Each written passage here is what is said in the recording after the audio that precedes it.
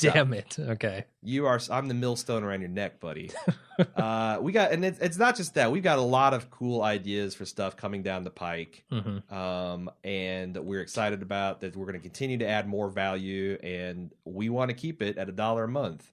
And to do that, we need a lot of you guys to think that's a hell of a value. We want to sign up. VIP forum access instantly. Just a lot of stuff, a lot of cool stuff coming down. Really been thrilled with the response we got to Club Ball Move so far. We'd love to keep the good vibes going because, again, we think it's a heck of a value. We wanted to make this really listener friendly. Anybody that's even casually interested in any of that content or wants to avoid ads, because ads suck. Name me something that you can use all month that you only pay $1 for. And the amount of value you're getting over the next few weeks. Like, House of Cards is coming, it's y'all. It's obscene, yeah. And you're going to get like 8 to 10 podcasts a week for the next 4 weeks. It's insane value. It's something that you're probably going to stock. It's going to be the winter hibernation. You're just going to stock up on all these fats for the long, lean summer ahead. I think it's a great value, and I'd encourage everyone that's a fan to go to club.baldmove.com, check it out. And thanks for all the early adopters. Yeah. It was a lot of hard work, but I'm already excited by what we're doing here. All right, feedback, which you can send into watchingdead@baldmove.com. First up is Dante D. He has a lot of points I'm going to consolidate into the fact that the show is uneven, which if you're a fan of this podcast, you already know. Yep. And that a frustrating thing about the show is that you can see all the building blocks for greatness, yet they cannot put them together. This is well-worn Bald Move Watching Dead territory. That's true. I want to get to his actually some suggestions he thinks could improve it. Because I don't know who to blame, but this season does not seem to be heading towards a standard Walking Dead outcome, or it does seem to be heading towards a standard Walking Dead outcome of just enough to get me to come back, but not enough to get me really excited about next year. With each year that has passed, my bar for what is enough to get me to come back gets a little bit higher, and the quality of what they produce has got a little bit lower. I think the highs of Series 3, however, are the peak of the show, and if only they could get back or go back and time travel and get back to that level, I'd be a happy camper. Do you see the show's trajectory changing? First of all, let me ask you that, Jim. Do you think that this is how the show is always going to be, or do you think that we could, with a change of setting, the right mix of new characters, and the right amount of talent on the other side, that I don't know. What would... Let me ask you this.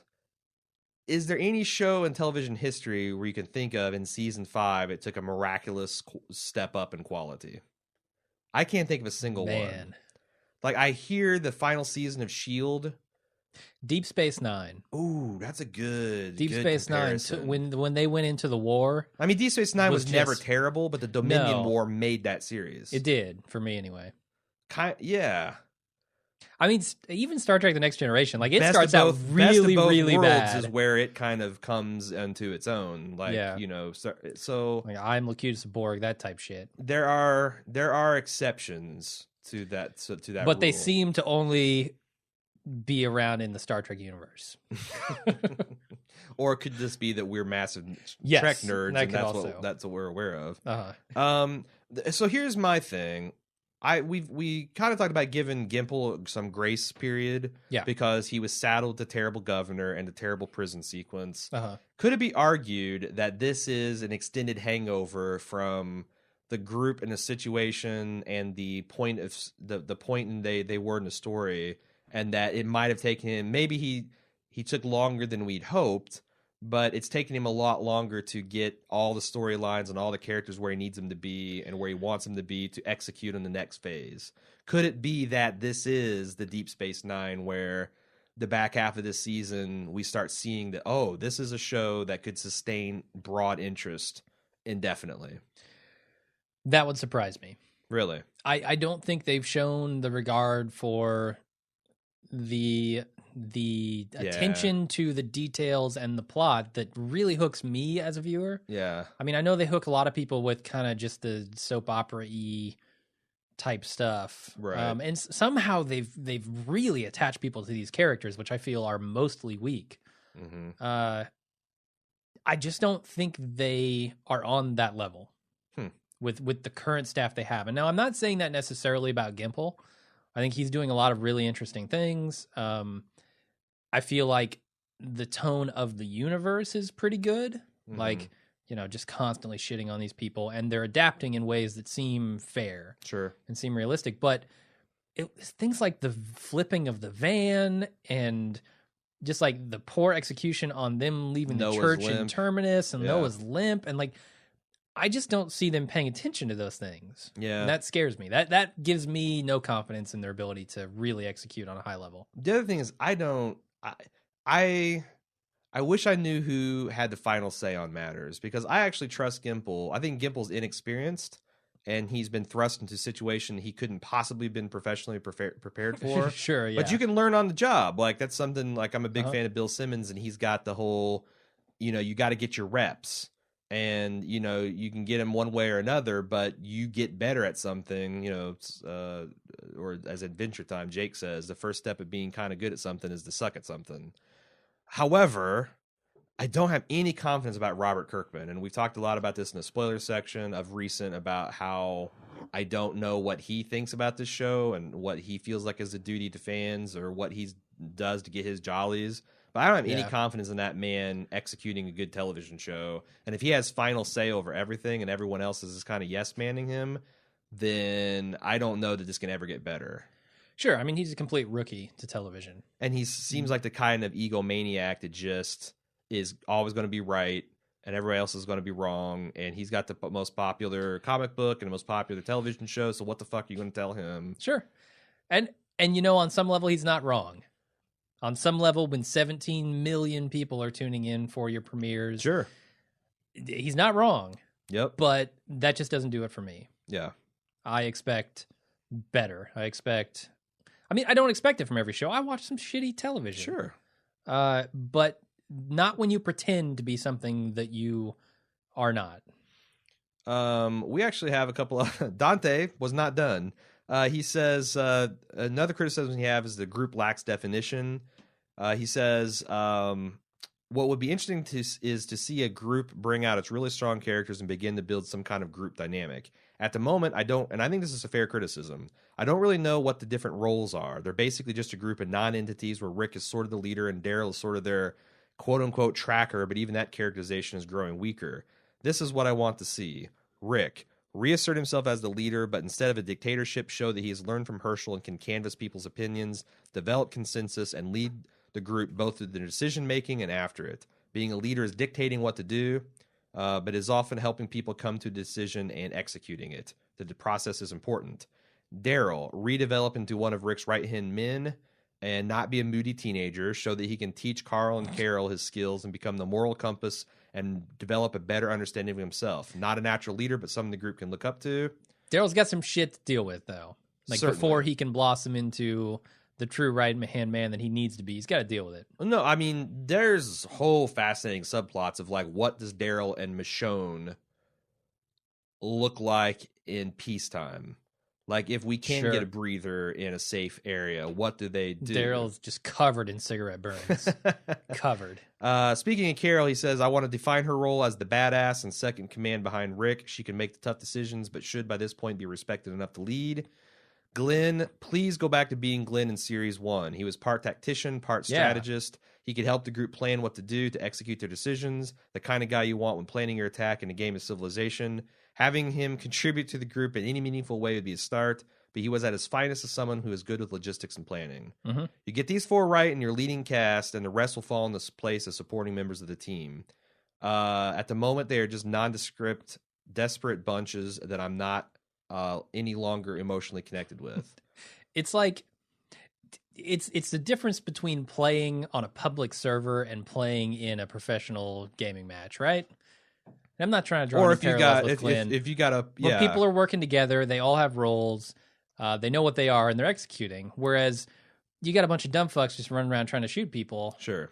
It doesn't work nearly as well. Yeah. And these guys should know that by now. Right. You got a team with voice chat versus a team that doesn't. Yeah. But no, I like this. Like, you're right. Having, and having the dictatorship and the oligarchy and all this stuff, it's like we do need to kind of start seeing some group dynamic cohesion. It can't always be a like, what does everybody think? And Abraham's going to do this. And then that's the thing. I felt like they did get to a point where Rick said, I can't be the leader. I can't just say all this stuff and have it happen. Mm-hmm. And the show kind of said, we're okay with that. Right? Sure. Like at some point they said, we want everybody to lead this group. Yeah. We've got a quorum now. And but that that's how doesn't it works. Work. I agree, but that's what the show is doing. It's going to be super interesting. I think that's another possible super interesting conflict. Leadership clash. Rick is a fucking leader, and his group's as loyal to him. Mm-hmm. Try to integrate that into a broader society. Yeah, like if Abraham had come in and tried to be the leader of this group, that wouldn't have gone right. That wouldn't have gone over at all. Yeah. Moving on, Heather H. said, I have a 15-month-old baby, and I haven't heard of the brat diet in reference to babies. This is the first of many, many, many people to email me about this. All right. But it is what doctors recommend when you eat when you have a stomach upset or intestinal virus. It's bananas, rice, applesauce, and toast. The 4 foods are easiest to digest and least upsetting to your stomach. Toast still gets me, man.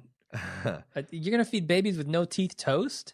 And apparently it's the opposite. This is this is not to make you poop. This is to settle you down and get you back regulated. So that's why I can't be trusted with babies. All right. She goes, also, what the F about feeding a baby crushed up acorns, Rick, and apparently also crushed up shells. No wonder she was screaming. How many times have you made her shred her throat with that crap? Seriously, go have Daryl dig her up some goddamn worms. At least it'd be soft. Yeah. Totes agree. And someone on Facebook mentioned that you have to cook acorn paste or it tastes bitter as hell because it's got these tannins in it, which... my independent research, I remember them tasting like aspirin. So I was partially right, partially wrong about that. Yeah.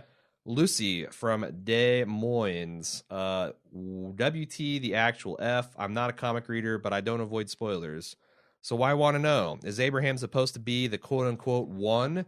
It looked like he got bathed in zombie blood again this episode. He winced at the time, then the camera carefully focused on the beautifully healing slice on his other arm from Sasha's tainted blade. Maybe the rain before the zombie NATO had Neosporin in it? Superpowers could explain his ability to surgically beat down Eugene without giving him permanent brain damage. Man, if they ever have a plot where someone gets infected by some tainted blood from a melee weapon, or I am going to be livid. There's Noah forgetting how he sprained his ankle, and then there's this shit. Yeah, you know what? I think that's going to happen. I can't see them not doing that. Yeah. Got some locals calling some bullshit, Jim. Jonathan in from Hampton, Virginia. Oh, the Hamptons. La-ti-da. Come on. I'm going to believe a highfalutin, I don't know, elite like you. Come on. And yes, we do You should have told me you were from, Harlan, Kentucky. Then I'll believe you. You've seen some shit. We do know the Hamptons are actually in New York and not Virginia, so save the emails. It goes, a quick Wikipedia search shows that the roads mentioned in the show are nowhere near Alexandria. In fact, they're not even close to Richmond. Oh, the shit. sign for Route 16 appears to be a state sign, but it's Virginia. Route 16 is in extreme western Virginia near the Kentucky border, speaking of Harlan. Huh. Virginia Route 23 has been decommissioned for years, but the U.S. Route 23 does enter Virginia, though it's an extreme western part. Still, these roads are an extremely rural part of the state and would take over an hour and a half to get from one route to another.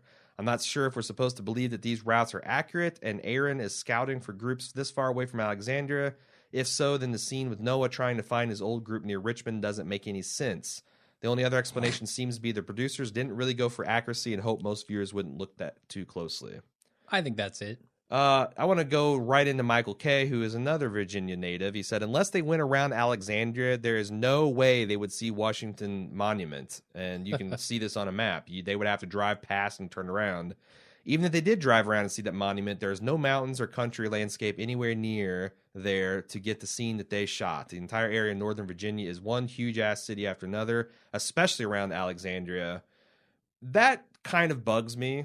I've never had other than Parks and Rec, which is set in some vague southern county of Indiana, and then they never really talked about interstates and stuff like that. I've never lived in an area where the show's set to get annoyed by continuity. Yeah. But it does seem like if you're a writer, the least you could do is call up Google Maps and use. Why not? It costs you nothing. Yeah. It's 2 lines of dialogue that don't mean shit. So why don't you just find the roads that they would actually connect with so the locals get a little bit of a local boner? It seems really easy to do. Yeah. Then again, I don't know why I don't have a problem with like Route 16 and 23 not being close, but I do have a problem with like named cities. Like if they're supposed to be heading into Alexandria and they can see DC from there, yeah, and that's not factual, then I'm kind of annoyed by that. But I don't really care about the roads. I don't know why that is. I don't know. It seems like that accurate is accurate. Since it didn't seem relevant to the plot, it wouldn't hurt nothing to be accurate. That's kind of and it would take. I mean, it just feels like if you're writing a script, you'd put in brackets like insert accurate information here. You get an intern to look it up, and boom, you're done. Make everybody happy. Yeah. Michael continues about RVs. I asked a question in InstantCast about how these battery systems works. He goes, yes, they are equipped with separate batteries. They can provide DC for lighting, water pump, and a small fan. This battery circuit is 100% separated from the vehicle engine. It's charged whenever the RV is close to a 120 volt outlet and can be plugged in. I'm also assuming it would be charged off the generator. He says also after a car ran over the small zombie herd, it's plausible that the zombie parts clogged the air intake to the carburetor, causing the car not to restart. Suppose so. It's an old car. He says, one more rant. Where the hell are all the digital cameras? Aaron can't find one camera and a couple AA batteries to take decent pics to share. They're a dime a dozen. Sure would be a hell of a lot easier than trying to develop film like some spy in World War II. On the other hand, photography is fairly durable, and it's lightweight and cheap, and you don't have to worry about the batteries dying. I don't have a problem with developing film. It's not that hard to do. It's not exactly an art that you can lose. And... yeah, I mean, it is fairly unbelievable that they don't have batteries in the digital camera or like cell phones and a charger. But if you're a scout in the field, I don't know if it'd be smart to keep a tablet. I mean, you will run out of batteries, and you don't want to run out of batteries the moment you're like tied up with barbed wire and trying to well, you shouldn't be out there playing Angry Birds when you know that this is the thing that's going to prove your point. Oh, you got to leave the thing off until they ask for it. Still, like, how long do you think he goes out on these ranging missions, man? It doesn't matter if the device is turned off. Like, just leave it off. If it gets wet. All right. Okay, that's fair. Because, like, photos, you can get wet and they're still useful. Yes. All right. Anyway, Mark F. said, when the group decides to go... don't put me in a position to defend Walking Dead, you son of a bitch. Mark F. When the group decides to go with Aaron to the camp, double Aaron, Rick attempts to extract the location from him. Aaron suggests that they go to north on Route 16 and that he will tell them where to go from there. Of course, Rick zags around this idea in his typical way of trying to be the one step ahead of his enemies and any possible trap they may have waiting for him and the group.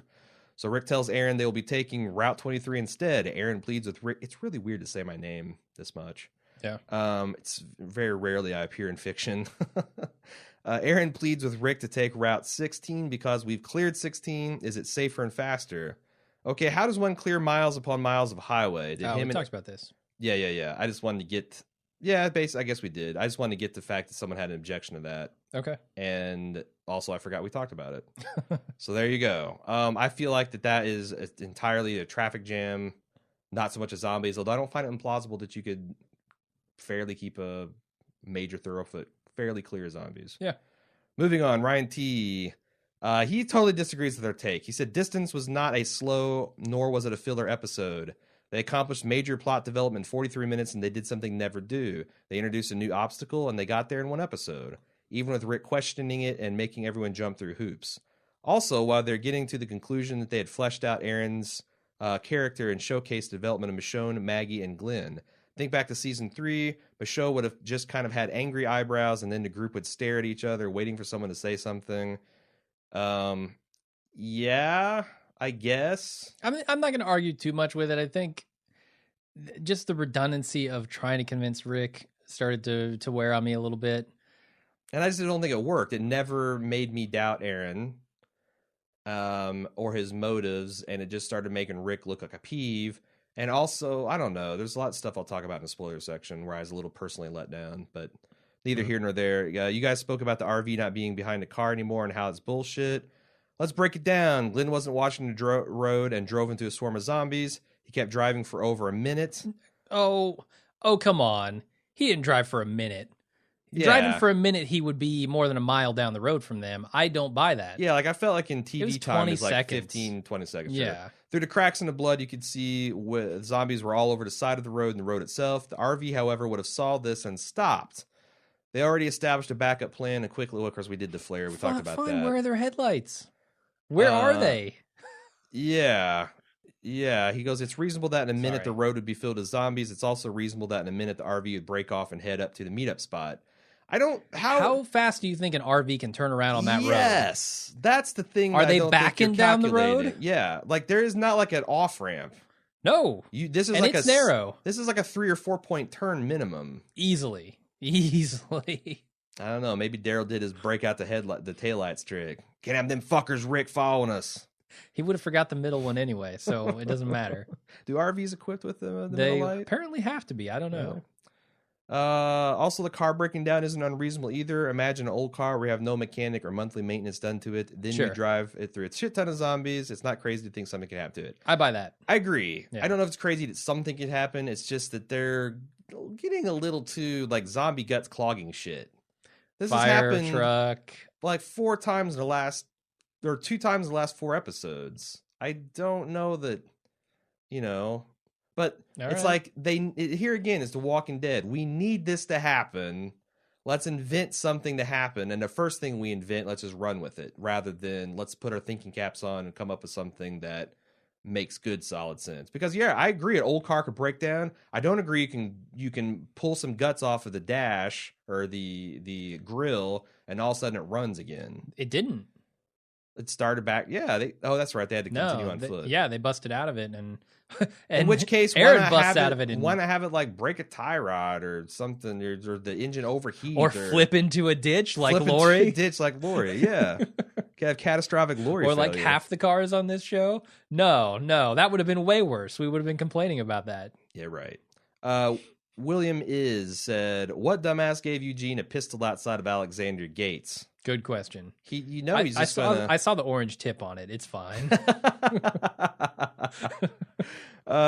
2, the cast size is really showing. I almost pulled a Maggie and forgot that Carol and Tara were still there. It's obvious they gave some courtesy dialogue to some people just to make it all about not Rick, or make it not all about Rick.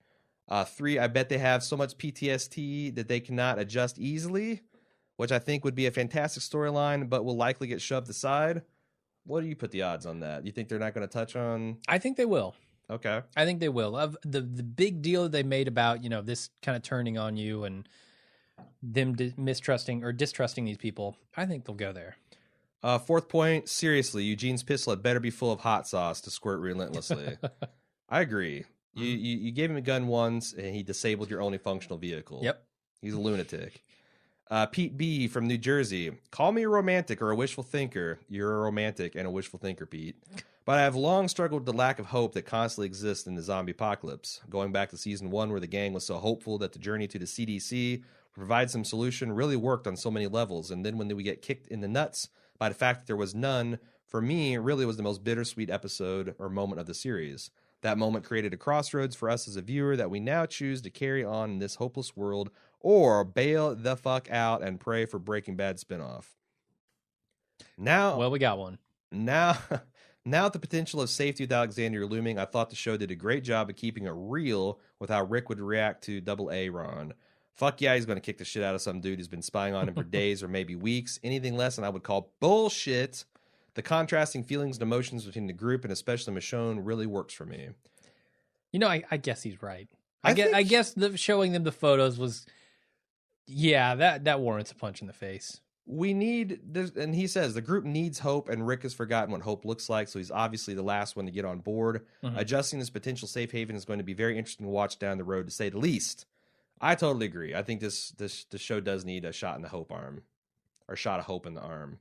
Yeah, we need another CDC scene in the buttocks. Actually, that destroyed our hope. Yeah, I don't know if we need that. We need another CDC, another Fort Benning or whatever. Yeah. Patrick T said, huge issues with the believability, plausibility of certain points in this episode. Do tell.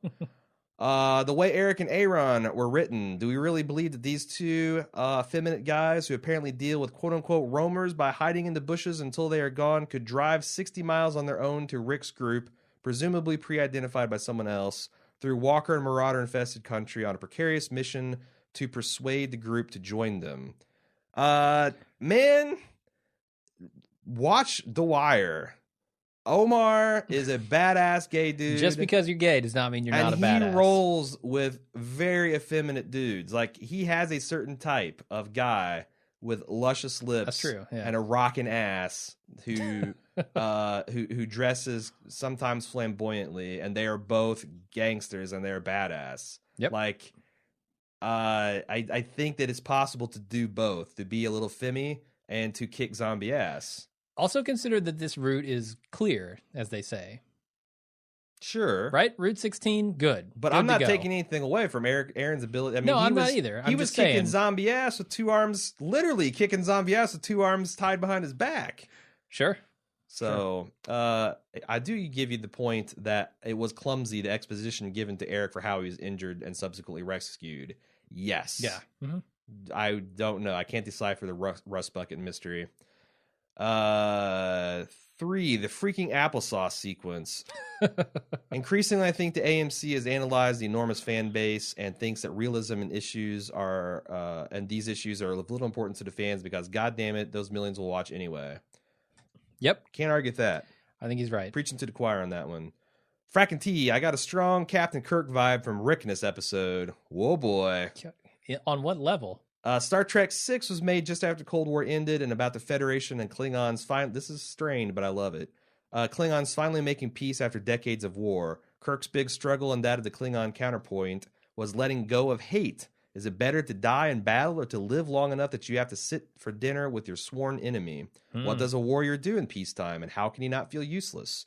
This part of Rick's story is actually very interesting, and I want to see more of it. I think the worst part is drinking the blood wine. Or Gah.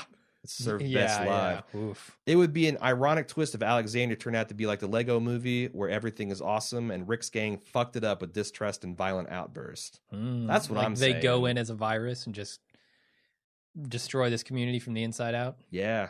They burn down paradise and put up a parking lot, essentially. That would be an interesting twist. I would kind of like to see that. Luis O. I did enjoy Chekhov's flare gun. The way he's used is what makes this show worth watching. I love Michonne taking more of a leadership role in the team. She appears to want what a normal person would want. I also liked her pointing out the group has taken chances on people and pointing to herself, Tara, and someone else. I thought that started to sound like a really funny post-apocalyptic joke. So a priest, a fist-bumping lesbian, and a crazy sword-wielding chick walk into a bar. Yeah. And Rick takes them in and rehabilitates them all. I also like them employing the deer method. Do not slam on your brakes. Also good to see someone finally reacting to zombie grabbing their arm and immediately pulling it away. Good job, Glenn. Indeed. Really? I don't know. I'm still torn on whether or not Glenn should have stopped. What do you mean? That tree-lined road, man. Oh. Zero visibility on a tree-lined road. Again, do you think so? Is it smarter to stop in the herd? I don't know. I think it's a fair question to ask. Okay. You could argue both sides. Just asking questions here. Yeah. Here go the what the fucks. How dare they have Daryl, badass motherfucker Dixon, ask Aaron how long they've been following him. You are the tracker. Next on Walking Dead, Rosita schools Father Gabriel on the Bible. Also, applesauce. Fucking applesauce, dude. You are not allergic to it. You can see Rick is crazy. Eat that shit. How in the hell did Glenn get so separated from Rick and Michonne? Fair point. He did, It's dark. It's chaotic. Nah, fuck that. I'm so tired of this. He's running after Aaron. He can't see behind him. It's fine. I didn't have a problem with that. I'm so tired of this show. Between camera cuts, characters getting 100 yards from each other. It's been a problem since season 1, and it's just dumb. It's dumb. Stop doing it. Okay. Natalie G from Brooklyn, New York said, Jim and Aaron, if you could start a hobby during the zombie apocalypse, what would it be? Podcasting. You know, we actually had an idea for a video series of what it would like to be podcasting in the apocalypse. We did, yeah. And like what the internet would be like. But that's the thing. Like everything is down except for the internet. Somehow, like everyone decided we need to keep the internet going. But there's no content. There's no content being made. So like Netflix doesn't update, and when Netflix does update, it's a big event. Yeah, when someone makes a post-apocalyptic movie, like everyone's a buzz about it on Twitter. And all the new movies are about zombies, obviously. Sure. Because they it's are in the before. zeitgeist. Yeah. Honestly, I would really dig shooting zombies. I don't know if this makes me sound like a mass murderer or a crazy person, but I like shooting guns. I don't think so. I like shooting guns at human-shaped targets. Yeah. And I think a guilt-free way to just like video game style mow down tons of shambling humanoid figures seems extremely satisfying to me. Yeah, I don't see anything like there's wrong no with ethical that. problems. No. They're already dead. You're arguably doing them a favor. Sure. Just They lock feel and no load, pain. man. It's not like it's cruel. I feel like sitting on the city gates and sniping zombies would be as satisfying as smacking golf balls off the back of a cruise ship. Oh yeah. Just like you don't have to worry about Or the off an aircraft fairways. Just you're just pulling that thing and going for distance. Yeah. Or off an aircraft. Yes, very much an aircraft carrier. Yeah, that'd be cool. So that's my. What about you? I don't think you're crazy at all. Okay, good. I think that's a perfectly normal thing to do. I've never hurt a human being. Although I think the governor did both of those things. Mm. Golf balls and zombies. Mm. So take that for what you will. Well, there's a sample size. Maybe that's the road down to the dark path. You indulge in some zombie slaying, and then it just gets all blurred in your head. I think so. You get desensitized. And then your daughter gets bit, and it's over. It's the video game argument. You get desensitized, and You do. there you go. What about turn you? into a monster. You stick with podcasting, or you got a real answer? No, I'm going with podcasting. Yeah, All right. People need entertainment, man. I would. It wouldn't be so much an entertainment show though. It would be like a news show. I feel like it'd be us. It'd be like the Simple Jack scene in Tropic Thunder. You know, it'd be reenacting in front of like the whole Alexandria. So we would like. Would we still podcast about the show The Walking Dead? No, we podcast about Rick and his group. Like, look at these assholes coming to us. And, this one guy's burning himself with cigarettes and crying in the corner. This other girl with the ninja sword hasn't said a word for like 3 weeks. Mm-hmm. Carl's off skinning cats. Noah's got a new excuse about his leg. Yeah, Noah makes up a new reason for limping every single episode. Everyone secretly hates Glenn and Maggie. So it would be no different than No, it what wouldn't. we do right now. It wouldn't. It'd just be us covering the real life characters. Okay. Like we'd be the TMZ. We put the Z in the TMZ. Yeah. Snowbound Sully from Boston. And my God, we've only got snowbound. We've only got like a foot of snow, and it's been a bunch of bullshit. I can only imagine what you all are putting up with. He says, a sidebar, why is it every time they're in a car, the characters seem to drive 60 miles per hour like maniacs? We talked about this. Because obviously the roads are strewn with wrecks of similar stupid drivers, debris, and zombies and unexpected obstacles. And the one thing these nitwits have is time. You would think they would drive 25 miles an hour tops everywhere. You're right. You got 60 miles to go. Get there in an hour, baby. Getting there in 3 hours is like miraculous compared to marching on foot. Why would you risk fucking that up? Yeah, you're Abraham. What do you care? That's the end of the spoilers. Or I'm sorry, that's the end of the email. We have spoilers coming up. We have lots of stuff to talk about in spoilers. You can give us feedback again at watchingdead@baldmove.com. We got the forums at forums.baldmove.com where we can discuss amongst ourselves and your other fans. You also got Twitter at baldmove and facebook.com/baldmove.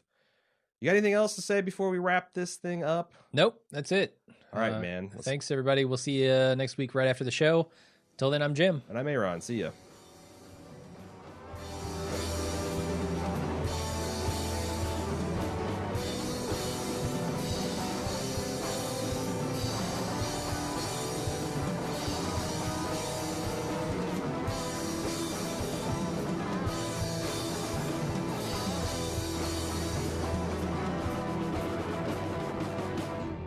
And we're back with the spoiler section. What do you got? Charlie said, I'm putting this up because I want to make sure you guys read this. A while back, I believe Jim brought up the idea of Vinnie Jones playing Negan. And yes, I wanted to point the ball-squeezing Negan.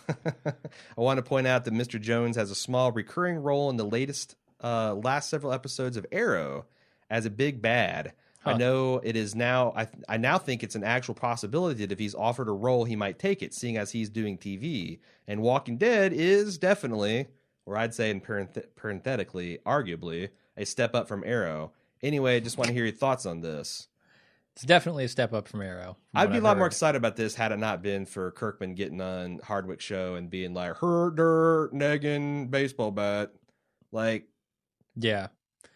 There's no way for that to end well. Either he brings Negan and just fuck you to everybody, or he's doing something different, in which case I can't get excited for Mr. Jones. So... Kenna? Like Scotty? Kenna get excited? I kind of get excited for Mr. Jones, yeah.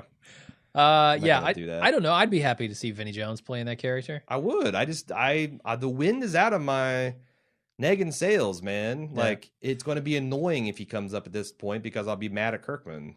And if he doesn't come up, I'll be annoying because I think it'd be interesting take to see a basic cable version of Negan. He can't win with you.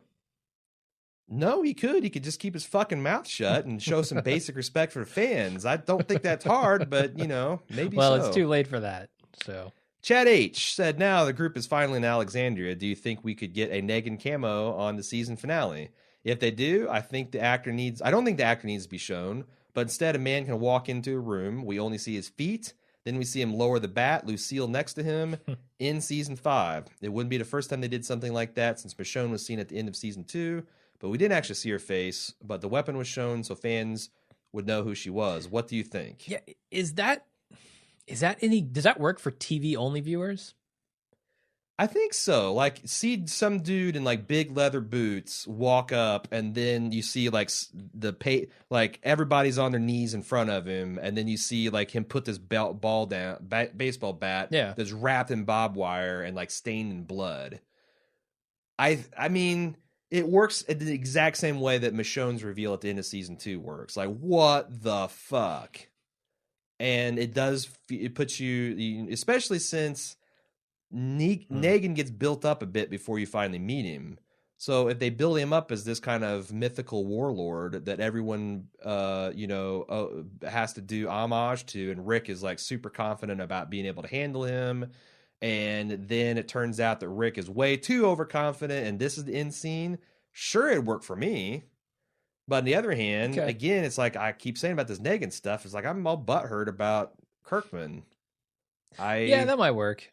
It's certainly a visually appealing shot. You don't seem bothered at all by the Kirkman comments. No, I've kind of written off all of his stuff. Like, he can talk all he wants. I'm not really listening anymore. It's just like, I don't know. With this show, I'm kind of on the roller coaster ride. Okay. That I guess that's fair. Like, I don't look too much into, what are we going to see next season? What are we going to see? Because who knows, and ultimately, who cares? When it comes out, I'll watch it.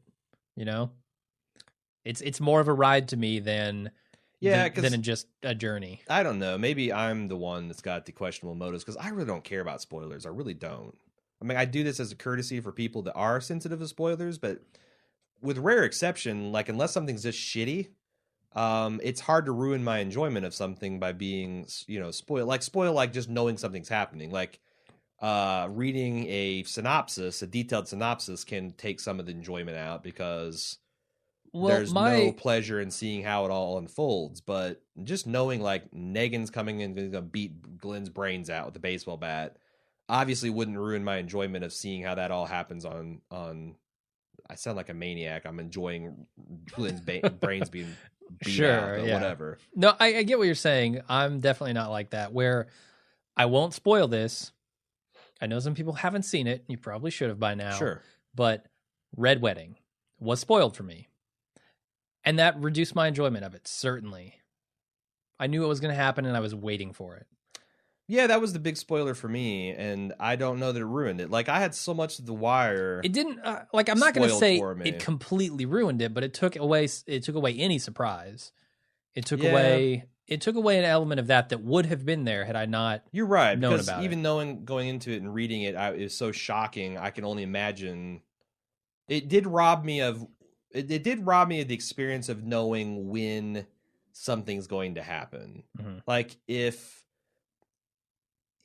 if they're doing the Negan storyline, I kind of know how it's going to go down. I'm going to be kind of checking off the different point progressions. Where if I didn't know, it'd just be like, who is this guy? What's it going to be? And maybe Rick can win, maybe he can't. I mean, But then again, it's like the one thing that this Kirkman remix is I really don't know.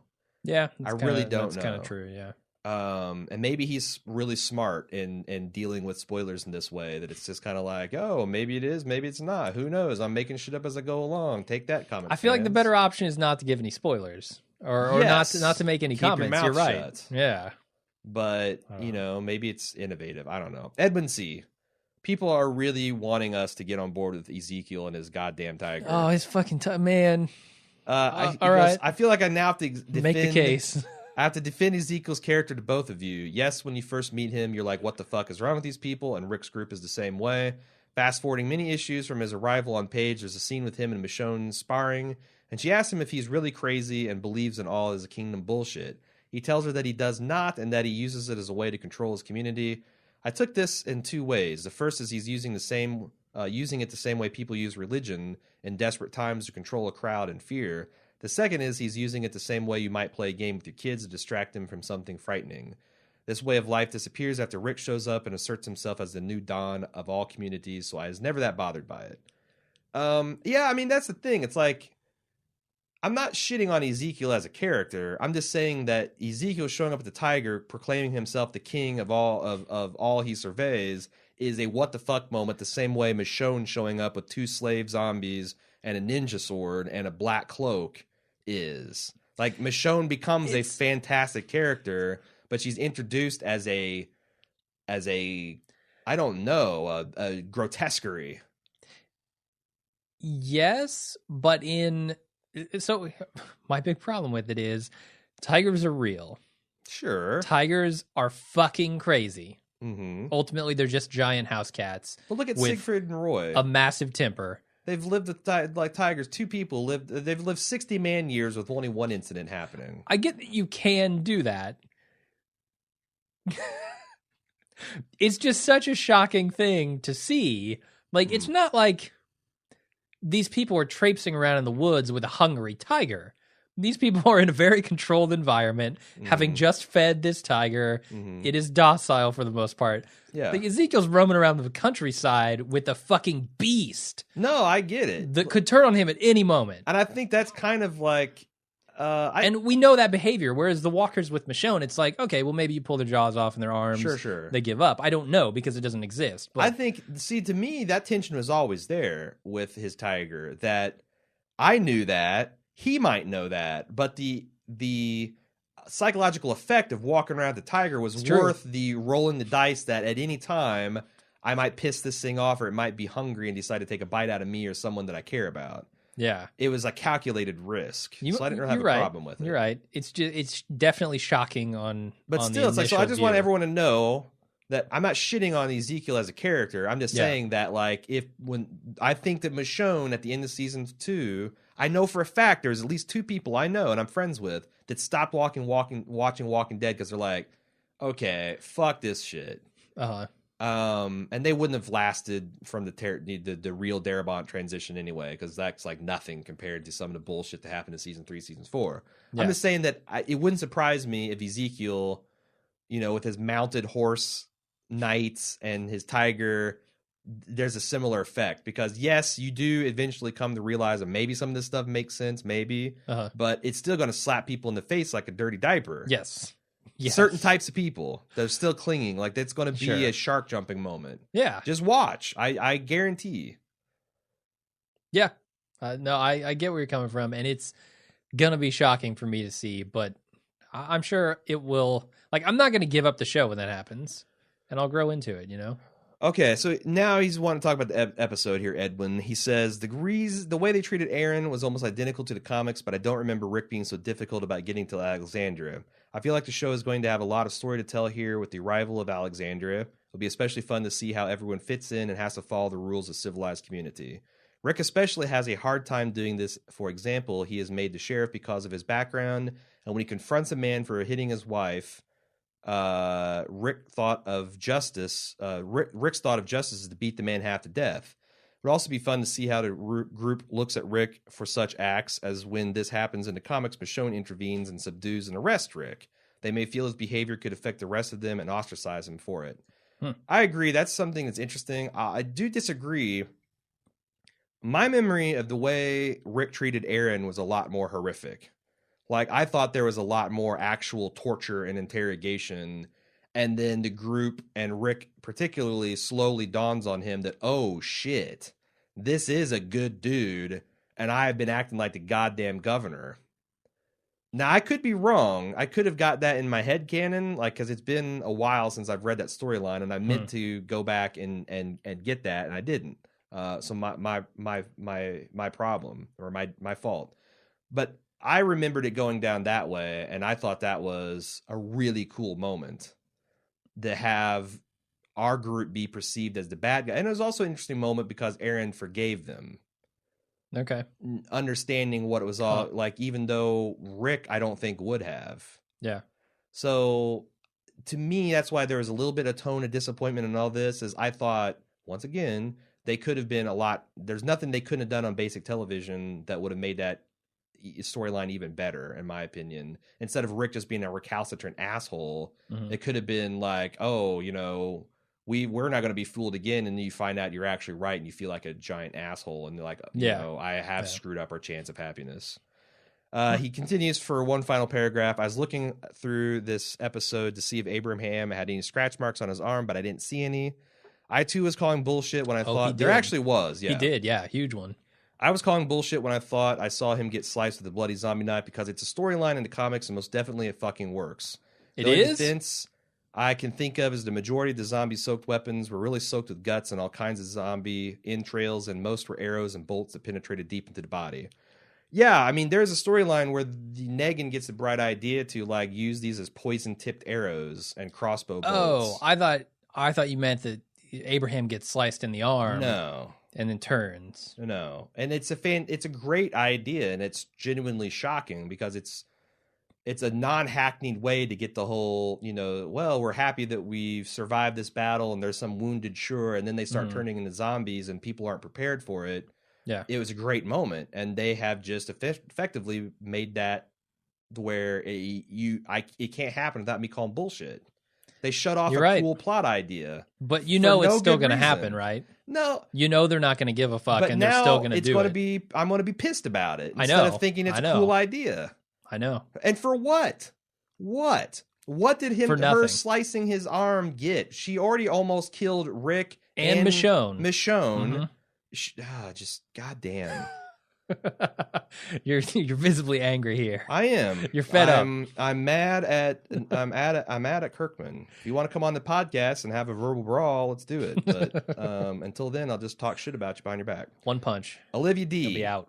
I'm going to consider this slightly spoilery since I'm talking about stuff from the comic, and I'm going to consider this slightly read in the comics in the spoiler section. So I wanted to get your take on this. I remember a lot of fans complaining about the show, saying in one location like the farm or the prison for too long. And since we are moving into the Life Among Them story arc, I thought it would be a good time to broach this topic. We're introduced into the Alexandria Safe Zone in issue 69. Hey now, and it's currently still standing in issue 137. Holy shit! Right? Wow. I know the world will be expanded if they cover all-out war and introduce the kingdom, the hilltop, and the sanctuary. But can the audience deal with this show staying in one place for the foreseeable future? How do you guys feel about this? Here's the problem I had with the farm and the prison. Sure. They spun their wheels. It was so fucking redundant with the governor coming in and trying to kill them and then backing off and then coming in and trying to kill them. Bullshit. The farm, they spun their wheels over and over again with Lori, and like I might not even had a problem with them being on the farm that long if it weren't for the fact that Lori just kept flip-flopping and they were just doing a whole bunch of dumb stuff that season. Yeah, and I think the key, Olivia, the key points in your email, I think you could draw hope from. Again, if we could trust Kirkman. Introducing all these new factions. Is Alexander Safe Zone, the kingdom, the hilltop, the sanctuary, and all-out war. Like, those are sets that are fairly cheap to build. You could do like Game of Thrones style. They could find some fucking stone quarry in Atlanta.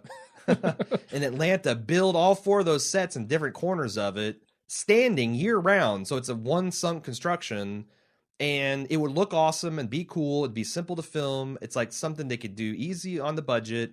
And the stories you can tell in that with those areas with the all-out war, I think are very interesting. Yeah, that's the thing. I feel like it has a lot more potential. There's more stuff going on here than just we're in a new place. So could I be stuck here for several years? Absolutely. Absolutely. Yeah, this isn't going to be Gun Farm 2.0. I don't think so, no. It can't be if there's all-out war. Right. They need to farm guns for all-out war. You do. On another note, Rick will teach them. On another note, I wasn't so bothered by Kirkman at the Midnight Troll moment. I might be in a minority here, but I want them to skip the all-out war on Negan. I can't see them doing him justice, given the clusterfuck that was a TV governor, and I personally can't envision anyone else playing him but Henry Rollins. The dude is made for the role. Yeah. We won't get his great usage of the word fuck, and I'm sick of comic fans going on and on about wait till Negan bashes in Glenn's head. I don't know what's worse, a Song of Ice and Fire fans with the Red Wedding or comic fans with Negan and Lucille. While I liked how Kirkman ended all-out war with keeping Negan alive and these communities rebuilding civilization together, I really didn't care about how we got there. I would love to see Eugene step up his comic role by manufacturing ammunition and helping engineer several things for these communities to survive, for them to really have something to be happy and hopeful about. We've seen the bad guys showing up and attacking the good guys' home, the good guy prevailing in the end. I would rather skip it and bring what seems to be more interesting. The Whisperers. This is the plot I still haven't caught up on. People wearing fucking walker faces, so creepy and different. That would make for good television, not some half-ass war where our only major character losses were Glenn and a tiger. I kind of broadly agree that I thought All Out War, partly because it felt like that we got 30 to 60 seconds of plot in each issue and it just took forever. It was a little tedious for me, and also that's a lot of issues. Yeah. Did she say like 70 issues of the comic? Sure. We've got ahead of us. That shit's still going? No, they've concluded. They've concluded All Out War. That was like a 20, I want to say. How often does The Walking Dead release an issue? Once a month? Once a month. But during part of the All Out War, they tried to release 2 a week or 2 a month. To get it, to get it a little bit quicker, which I was much appreciated. But honestly, I think the war was less interesting than the things that came before and after it. So if they want to spend 3 episodes on an all-out war arc, I'm fine. If they want to spend a whole half season, So you think that they kind of fucked up the stuff that you really liked. Now you're saying the all-out war is not super interesting. How do you think it's going to fare on the show? There's been lots of stuff in Walking Dead. It's not super interesting. Like, I don't think Walking Dead, the comics, are an amazing work of literature. They're pulpy, fun read that occasionally reaches like the next level. Okay. And I thought that the Darabout version was really, really shaping up to be interesting. Yeah. Now it's pulpy. I don't know. I'm not sure why The Walking Dead, the television show, it's like that's the thing. Like the occasional moments of greatness that the comic book hits. I don't know why you just don't do those all the time and then just execute them faithfully. And if you want to tell new stories, just make new shit up. There's tons of areas where you could invent and tell other stories, but don't fuck up the classics. That's what the spinoff is for. Yeah, but they could do that in the main line. It's like there's lots of like indeterminate amounts of time that pass that if Kirkman wanted to, he could just fill it up with post-apocalyptic stories. Like they could, Slabtown absolutely could exist in the comic book universe. If you want the Gato. I mean, but I'm naming terrible examples because they're all terrible. So, all right, well maybe that doesn't work either. Yeah, but no, I'm excited for this rebuilding a community. I'm really excited for post the All Out War storyline. Let's move on to the final email. Jeremy R. Enjoyed your points on Instant Cast about Rick's beard and whether he shaves or not. Before the season debuted, there was a photo that circulated on the internet of Andrew Lincoln's beard in a Ziploc bag. Oh yeah, We've seen these. Yep. At the Walker Stalker Con, this interaction occurred between Norman Reedus, Andrew Lincoln, and Nicotero. Reedus said, "You know what's crazy is I have his beard in a Ziploc bag in my fridge." That is crazy. True story. Lincoln says, "This is for real. He said to me, he just went, we had to do this." And he goes, "Are we allowed to talk about it?" Greg Nicotero said, "You can't talk about that." Lincoln says, whatever happens, when I died from the show this season, he says, I want Andy's DNA. And thus he shaves his beard and he keeps it in the fridge. He goes, there you go. Beardgate 2015 has been solved. No, I expect when he gets to Alex, Rick's shaving his face will be the moment we know that Rick has accepted that he's safe. Okay. When he shaves a Moses beard, that will be a Shane shaving his locks moment. Yep. I'll accept the in opposite. reverse. It won't be him being crazy. It'll be him becoming sane. Sure. That's all we got. That's a good rollicking spoiler section, yeah? Yeah, I think so. All right. I think my expectations for the ongoing seasons are properly set. Yeah. I doubt we're going to get anything too crazy from honestly, like deviations from the comic. I got high hopes for the rest of the season. I don't know why, but there's just a ton of strong material that even if they want to go their own way on this stuff, the issues of PTSD and what do you do when the war's over and what do you do when you find Paradise? Where are all the ways Paradise can go wrong and still be kind of a threat? How do you deal with personal liberties in this universe? And it's interesting that they've kind of been making the Walkers less and less of a threat to these people the whole when you time. get behind cold rolled steel, and now, it's full blown. Now you're at war with other humans, and like that Walker shit barely even matters anymore. Yeah, you get a little bit of House of Cards and The Walking Dead. You got different political factions squaring off. I think that stuff is all. It's so much good stuff. Like, how can they consistently fuck it up? It seemed, I guess we'll find out together. Yep. All right. Thanks everybody for listening. See you next time. Bye-bye.